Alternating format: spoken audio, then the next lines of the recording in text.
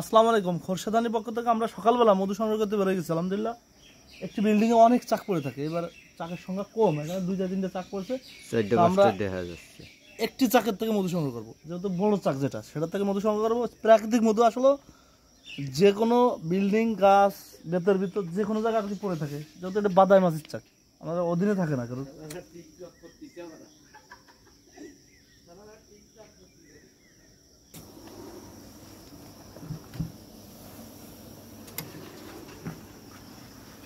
আলহামদুলিল্লাহ দেখেন আমরা এরকম রিস্ক নিয়ে আসলে মধু সংগ্রহ করতে হয়।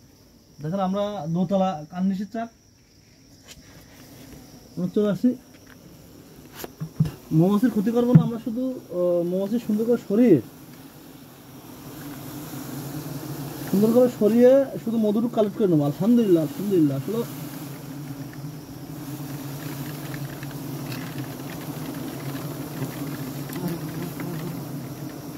বুকের কাছে মধু কালেক্ট করি না, নিজে সংগ্রহ করি, সেই মধুগুলো আপনাকে দিয়ে থাকি।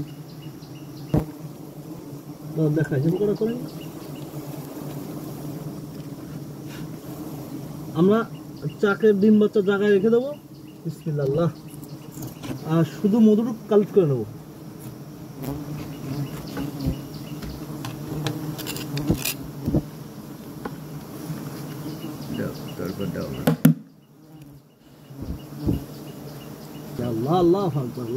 আসলে অসাধারণ।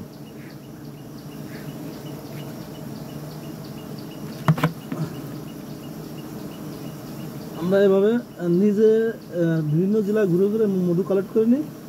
আসলে খোরশেদানির যে মধুগুলো আপনাদের দিয়ে থাকি না কেন, ল্যাব টেস্টের মাধ্যমে কেউ যদি একদিন ভেজাল ধরাতে পারেন 1 লক্ষ টাকা পুরস্কার থাকলো। এদিকে আমরা আসলে চাকের মধুগুলো এরকম চাক সহ সংগ্রহ করি।